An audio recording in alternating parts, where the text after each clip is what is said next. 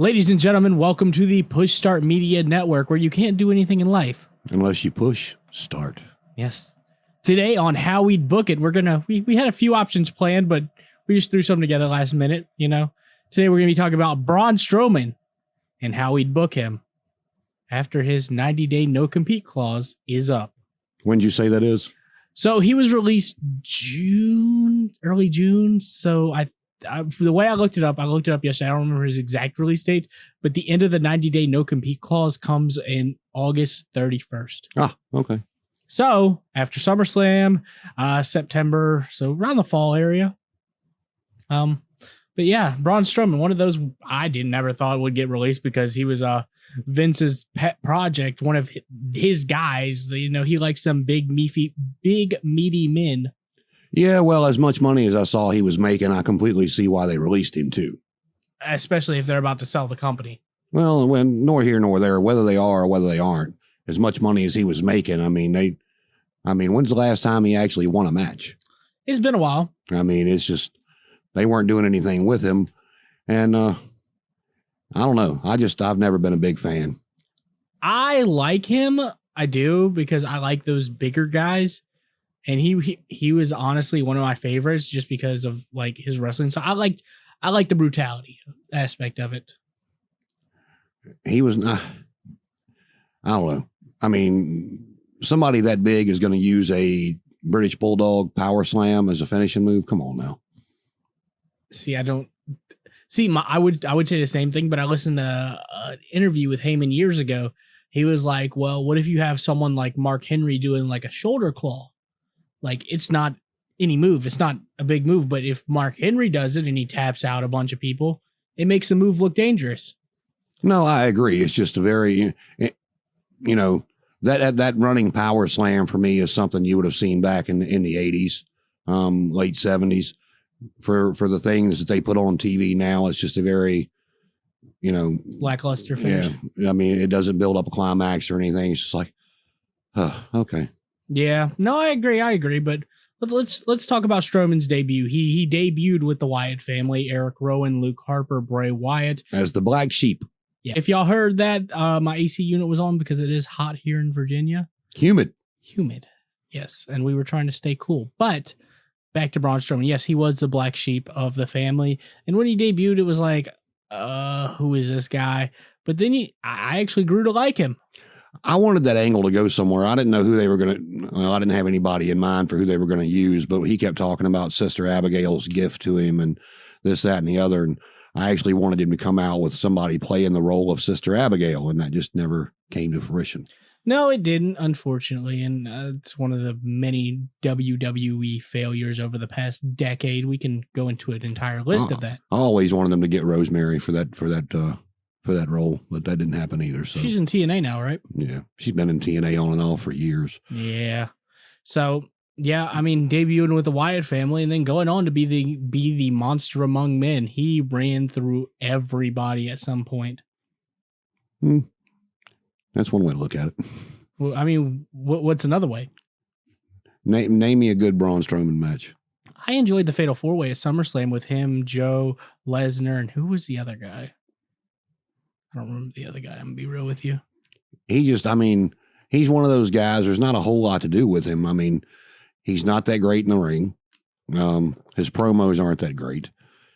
And, you know, maybe that's why they released him. Maybe, you know, Vince had put so much time and effort into him. And now one thing I will give him, I mean, he did get into great shape from the time he debuted. He looked like he had a little bit of a beer belly going on when he debuted, and he got in phenomenal shape. I don't think that was a beer belly as much as it was he was eating and bulking and lifting because he used to be a power lifter. No. So you know those guys, they look fat like the linemen, NFL linemen, but they're not. Either or, whatever it was. He cut down. He got in phenomenal shape. Oh yeah, no, I agree with you. He did get in phenomenal shape, and then he went on to, thank God, beat Bill Goldberg at WrestleMania for the Universal title. Yeah, it was supposed to be what, Roman and Goldberg. Yeah, right? It's supposed to be Roman and Goldberg. I mean, anybody they would have put against Goldberg was going over that night because Goldberg was only back for, 30, 40 days. Yeah, where he beat the Fiend and then lead up to WrestleMania. Bunch of dumb shit. So Strowman, though, like, out of all his WWE, his whole entire run, I don't think it was bad. I mean, he was a former tag team champion. I think he won the Intercontinental title at some point. Universal former champion. tag team champion with Nicholas. Yeah, Nicholas. Wow. And then wasn't he a tag team champion with Seth Rollins or something like that? I don't remember. I don't exactly remember. I think he was. For all the knowledge I have, noticed I did not pay much attention to this dude. Yeah, he reminds me of like an early 80s guy or late 80s guy, like where you'd have like the old WWE guys, the big guys, Hulk Hogan could be a good example. Just that kind of style. He would have been great in the 80s. Yeah, he would have been. Yeah, but again, if he was there in the 80s, they would have done the same thing with him they did like with the one man gang, the big boss man. That was just, he would have been one more big guy. They built up, fed to Hogan, and then he drifted off to mid card status. Yeah, no, I agree. Kamala, there's a long line of names that they did that with Hogan with. That's why Bruiser Brody never would come in. I don't blame him for that. I don't. But yeah, Strowman right before his release, he was in the main event team, so that his release caught me off guard. It did me too, but I will say when I saw the money figures that, I wasn't surprised, but I will say if he shows back up after Joe reappeared, I would not be surprised to see Strowman back at a different deal. Yeah, they might be like, hey man, like WWE is losing money, which they're not. We all know they're making more money now than they've ever made. Oh yeah. But they'll be like, hey, we were paying you $1.2 million a year. All we can do is let's say $700,000 a year. I mean, and they are going back on the road. So, I mean, he's another name that they could advertise to put some asses in seats if these, some of these guys' kids wanted to see Braun Strowman. Yeah, doing the choo-choo gimmick. Oh, Lord, don't get me started. Choo-choo. And then miss them by 5 foot. I mean, they still went flying, though. Yeah. And then they got released. Huh. Oh, Lord. Yeah, it seems like it was just a release after a release after a release. The biggest ones being Tommy End, Aleister Black. Buddy Murphy is another one that we're going to discuss here on the show. But at this point, it looks like Buddy Murphy ate Buddy Murphy. So I'm telling you, it was just the angle, man. Get off. I don't know, man. Get off that picture, dude. I don't know. I was like, holy shit.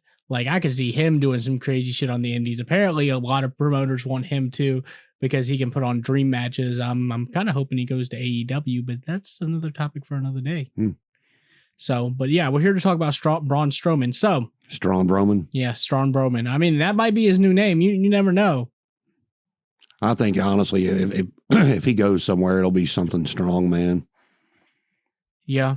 Yeah, no, I can agree. Because you can't use Braun Strowman on the indie on any type of indies, New Japan, NWA, any type. He can use like Braun Strowman, something like that. And for what I heard, he's charging. We might not see him for a while. Yeah, I never understood that $20,000 per appearance. I mean, even Flair and Hogan were only getting like 10. Yeah, look. That's another thing. I listened to an interview with Cody, and he talked to Daniel Bryan when he got released. He's like, "Hey, man, like I want to do this indies, but I don't want to overcharge, but I want to get a fair amount." He's like, "Look, dude, don't charge more than $2,000 for an appearance." Yeah, nobody's paying $20,000 to see Braun Strowman. No, I'm sorry. I mean, I like him and he's a name, sure, but at the end of the day, that's probably their budget for the entire show, if not more. Yeah, see, I'm probably going to go a different way with this one. I see opportunity for the character, for the promoters, not necessarily the performer. Yeah. No, I agree. So this is a part of the show where we book Braun Strowman. Jason, you want to go first? No, go ahead. Okay, so I see what I would like to see happen. Like, okay, let's say he doesn't charge that bullshit amount that, he's trying to charge. $20,000 is a ridiculous amount for any performer to try and charge. Hey, but in his defense, if you can get it, brother, get it. If you can get it, yes, but like, don't try to bankrupt promoters. I would say like, look, you're going to make more off your merchandise sales, your autographs, your pictures. Just charge a decent amount and then you're good, dude. I mean, he reminds me a little of Edge. I mean, I know he hadn't made as much money as Edge did, but, he's from the hills of North Carolina and he's been there, 6-7 years now? Uh-huh. And so, he's living out in the hills, probably in a very nice house, but I'm sure it's paid for. And he's probably got a shitload of money to bank. He doesn't need it. No, I agree. I mean, right now, anyway. Yeah. So, If he doesn't like wrestling, I mean, I can understand and be like, all right, dude, like whatever. But let's say he likes wrestling and he comes to his senses like, all right, I know I can't charge as much, but he can charge something. So what I would like to see him do is go to New Japan and run through all those guys and become the New Japan World Champion, IWGP World Heavyweight Champion. Because at the end of the day, like, who do you have that could beat him? I'd like to see hit matches with him against Kota Ibushi and, Naito, any of those guys. Have him, go against the Bullet Club because that's a credible threat. But like, I think him in New Japan, the Japanese crowd would love him because they love those big American guys. They loved Bruiser Brody back in the day. They loved Vader. They loved Bam Bam. Gaijin. Yeah. They love those guys. So I think if he was smart, he would go to New Japan. New Japan will give him a decent amount of money, not the money he's making in WWE, but he'll make a good amount. And it's a good experience to go to Japan if he wants to do that. If he wants to. It's just going to depend on what the money is, But again, like I said, I would go a different way with it. If I was the promoters, I would look at it as a different way to get my guys over. Mm-hmm. I mean, yeah, you're going to have to pay him a decent amount. I think he's smart enough to realize, and his agent's smart enough to realize, no, he's not going to make $1.2 million a year, which technically between different organizations, he very well might if he's smart about it. Yes. If he goes different places. If they wanted to use him in Impact to bring him in as a credible threat to Kenny, whatever, because there's nobody in Impact that's a credible threat to Kenny. No. To get their title back. If I was AEW, I would bring him in on kind of like the WCW did the Warrior deal, and just flat out let him know, hey, we're going to feed you a few guys, but then we're going to feed you to Kenny. Because one of the knocks on Kenny's, he's wrestling all these smaller guys. Yeah, he hasn't wrestled any big guy except for did he wrestle Archer? I don't think so. If he did, it was a long time ago. Not since this new heel run he's on. Yeah. I mean, and I would put him in. If New Japan wanted to bring him in, they could, but I would make him work his way up. I mean, you can't bring him in because Japan fans are smart, man. They keep an eye on the internet. They keep an eye on the books. They keep an eye on what's going on. And that's why Vader and some of those other, like Dr. Death. I mean, those guys were very protective of their Japan deals back in the day. Dr. Death's a good example. When him and Mike Rotunda were the World Tag Team Champions, that's why you didn't see the belts going a lot of those guys back in the day. Mm-hmm. Like Bruiser Brody, he never lost, like laid down to an NWA champion when he was in the match. It was always a DQ, count out, some kind of screw job finish, but he was not going to put his shoulders on the mat and screw up that Japan deal. Vader, that was a lot of, because Vader, when he went to WWE, still had his Japan deal. A lot of people don't know that. I didn't know that. And that's where a lot of his issues came when they wanted him to lay down for certain people and wanted him to do this and do that. That's where a lot of his back and forth backstage came from, because, he knew if it didn't work out, he liked Japan. I mean, before he got to Japan, he was just bull power Leon White in the AWA. He was kind of mid card. Yeah.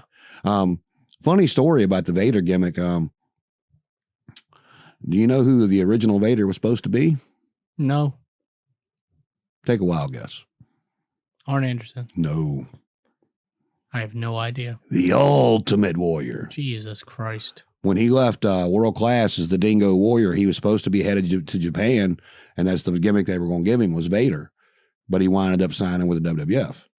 And, coming in, and, the rest, as they say, is history. But Leon White left the AWA to go to Japan. And again, like you were talking about, they like those bigger guys, and they put the Vader gimmick on Leon White.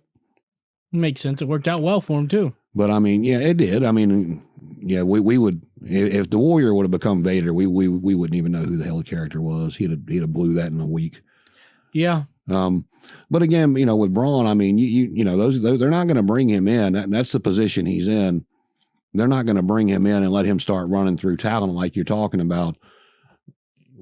Especially in Japan with what he's been through. That's kind of where I was going with that, because of, like I said, when's the last time he actually won a match? It's been a while. His last credible main event scene was against Bill Goldberg at the last WrestleMania, not this past one, but the last one before. You bring him in as maybe a surprise mystery partner for somebody, Nicholas.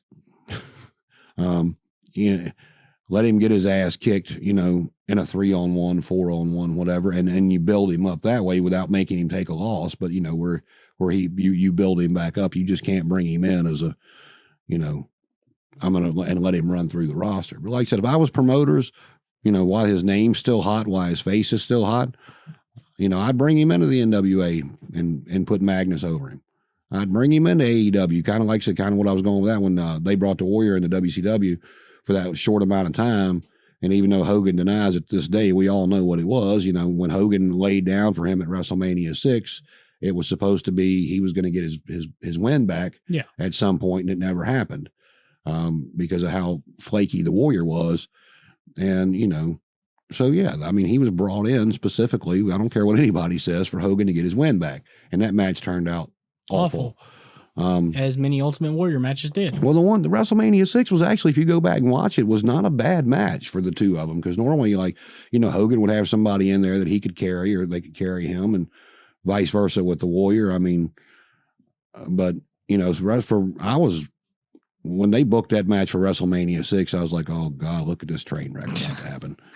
But I mean, it was not a bad match. I mean, for the two of them, and they and Hogan said, and he was right, for as many people that don't like Hogan, Hogan, after he lost the match and he was on the little thing that was riding to the back, the little ring that rode into the back, and everybody's, looking at him and pointing at him, and he's pointing back at the ring. He said he knew then they chose the wrong guy. Which they did. Warrior was never meant to be the guy. I mean, nobody, I'm sorry, rest in peace, Warrior, but what the fuck? He could have been. I mean, he just, the gimmick, the crowd loved him. Like Bobby Heenan said, the entrance was great, but then the bell had to ring. Same with Sandman. I love the Sandman, but that man can't wrestle. Love the entrance. Well, I mean, Strowman's under the same thing with some of it. I mean, he's got to have somebody in there that can be a good dance partner. You can't just put him in there with anybody. Yeah. And, if you look at some of his better matches, it was again with Roman, with Seth, people that could, guide him through. Yeah. Lesnar's Lesnar. I mean, it's just, but so, he was in there with big names that could walk him through the match. I mean, so at this point, like I said, and he's got to drop his price. But I mean, for me, I would just be, hey, look, man, we'll bring you in, we'll feed you a couple of our mid-level guys, make you look strong, but then you're going to lay down for our champion. Which would make sense. I mean, I'd love to see Magnus get over on him. Magnus is what, 6'4", 6'5"? Hey, a big boy. Yeah, he's a pretty big guy. So that's a believable match. And Magnus can go. So, and he needs that big victory, because who do you have in NWA? His last challenger was Trevor Murdoch. No, see, I haven't watched that stuff since they took it off Access TV. Yeah, so. his last defense was Trevor Murdoch. And if you don't know who Trevor Murdoch is, he was in a tag team with Lance Cade in WWE back in 08, 09. And I mean, if you put him in New Japan, I mean, you couldn't put him right in the title scene, because Ospreay's just not big enough to look like he's going. Ospreay's not the champion anymore. No, when did he lose it? He had a neck injury and had to vacate. Oh, I don't know who the current champion is, but you learn something new every day. Yeah, because we don't keep up with New Japan like that. The only thing I ever see from New Japan is the headlines, and yes, Will Ospreay did have to vacate the title, but I don't remember who the new champion is. I mean, like I said, I know that's a different way to go at it, but in my opinion, like these indie promoters, who's a Ring of Honor champion right now? Do we know?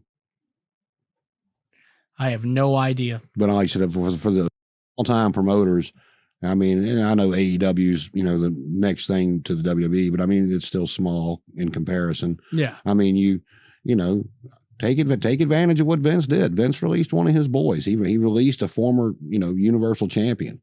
He released a guy that he had put over top of a lot of different people, and you take advantage of it. Say, all right, man, we're going to pay you, but you're going to lay down. You're going to lay down for Kenny. You're going to lay down for whoever. Yeah, have him go. Have their guys go over him. I can see that, because hell, I'd even make him lay down for Archer if I brought him into AEW for a few months. Yeah, to try to get it, because Archer's going to be there. Try to get some of your, try to use him to get some of your guys over. Yeah, especially some of the bigger guys. I mean, maybe have Miro go over on him in a TNT title defense. You could do that too. At the end of the day, I mean, I don't know what Rowan's deal is, but I mean, if you really wanted to keep the Dark Order together, as a tribute to Brody Lee, bring him in, put him in charge of the Dark Order. I mean, that's another big guy like Brody was.